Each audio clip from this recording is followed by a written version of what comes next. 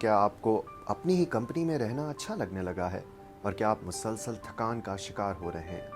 तो कुछ देर रुकिए, सांस लीजिए और इस वीडियो को देखिए जिसमें हमने काम की ज़्यादती से पैदा होने वाली कैफियत या बर्नआउट को समझाने की कोशिश की है। तो आखिर ये बर्नआउट है क्या? बर्नआउट के 3 अंसर होते हैं जिनमें थकान या नकाहट, काम से बददिली और कारकर्दगी में कमी शामिल है। अगस्त के आखिर में आलमी इदारा सेहत ने ऐलान किया कि इस मसले को बीमारियों की फहरिस्त के आलमी हिदायतनामे में बीमारी के तौर पे तस्लीम किया जाए। तो आप किस तरह इस बात का तयन करेंगे कि आप मुकम्मल तौर पर नहीं लेकिन काफ़ी हद तक बर्न आउट हो चुके हैं? माहिरीन के मुताबिक अगर आप सुबह 10 बजे तक सुकून की नींद सोते हैं और इसके बाद दोबारा सोने का वक्त गिनना शुरू हो जाएं या आप अपने जिस्म में तवानाई महसूस ना करें तो आप बर्नआउट का शिकार हो रहे हैं। डिप्रेशन या ज़हनी दबाव के लिए तो बहुत से इलाज दस्तयाब हैं, लेकिन बर्नआउट की कैफियत को सिर्फ तर्ज ज़िंदगी तब्दील करके ही दूर किया जा सकता है। मगर इससे कबल आइए नज़र दौड़ाते हैं बर्नआउट के 5 मराहिल पर। पहले मरहले में मुसलसल ज़हनी दबाव का एहसास होता है। ऐसा महसूस होना कि अभी भी कुछ बाकी है। सुबह इसी एहसास के साथ नींद खुलना, सुबह का आगाज़ कॉफ़ी या चाय और हाथ में मोबाइल फ़ोन के साथ होना इसकी चंद अलामात हैं। दूसरा मरहला, आप काम के दरमियान वक्फा लेना बंद कर देते हैं, ज़्यादा देर तक काम करते हैं और घर जाकर भी किसी न किसी रूप में काम को जारी रखते हैं। छुट्टी के दिन भी यानी आप काम करते हैं। गुस्ल खाने में भी आप फ़ोन साथ ले जाते हैं। तीसरे मरहले में जिस्मानी अलामात आहिस्ता आहिस्ता बढ़ने लगती हैं। सर में दर्द या माइग्रेन की शिकायत, बार बार गुस्ल जाने की ज़रूरत पड़ना, बार बार ज़ुकाम होना जो जल्द पीछा नहीं छोड़ता और जिस्म में दर्द का रहना।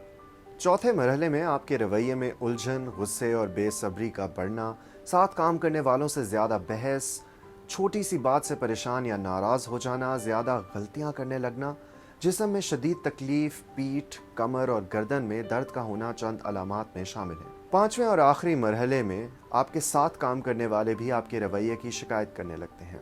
थकन का बढ़ना, घबराहट और डिप्रेशन का एहसास और ज़्यादा संजीदा तिब्बी मसाइल पैदा होने लगते हैं।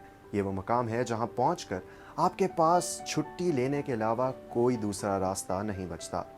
मैंने इस हवाले से कम्युनिकेशन कंसल्टेंट कंपनी कार्नेलियन के लीड कंसल्टेंट वलीद अनवर से बात की और उनसे पूछा कि बर्नआउट का शिकार लोग पाकिस्तान में अपनी ज़हनी सेहत का ख्याल कैसे रख सकते हैं। बहुत जरूरी है कि जहन को थोड़ी थोड़ी देर बाद रेस्ट दिया जाए, लोगों के साथ पॉजिटिव बातें की जाए, हंसना खेलना किया जाए और काम के अलावा और स्ट्रेस के अलावा भी कोई बात की जाए। अगर सिर्फ परेशानियों का विर चल रहा होगा दिमाग में तो फिर दिमाग सिर्फ स्ट्रेस्ड ही रहेगा। इसको थोड़ी सी ब्रेक दिया करें, अपने प्यारों में बैठें, खुले आसमान के तले बैठें। कुछ लोगों की तो ये भी एक्टिविटी होती है कि फिजिकल एक्टिविटी से भी स्ट्रेस डिक्रीज होता है।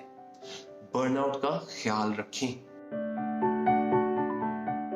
कभी कभार काम की जगह का माहौल भी एक बड़ा मसला होता है। सन 2018 के गैलप के जायजे के मुताबिक 7,500 अमरीकी मुलाजमीन में काम की जगह पर गैर मसावी या गैर मुनसिफाना सलूक की वजह से बर्नआउट की कैफियत पैदा होती है।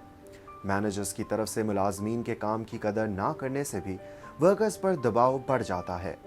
आयरलैंड के शहर डबलिन में नफसियाती अमराज की मॉलेज और बर्नआउट के मसले पर एक किताब की मुसन्निफा शोबान मरे का कहना है कि बर्नआउट की बहुत सी अलामात डिप्रेशन की अलामात से मिलती जुलती हैं।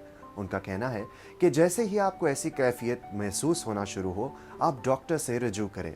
ये ज़रूरी है कि आप किसी माहिर डॉक्टर से रजू करें जो कि दोनों हालतों, डिप्रेशन और बर्नआउट में इम्तियाज़ कर सके, क्योंकि डिप्रेशन के इलाज के बहुत से तरीके दस्तयाब हैं, लेकिन बर्नआउट का तदारुक सिर्फ तर्ज ज़िंदगी के तब्दील करने से ही किया जा सकता है।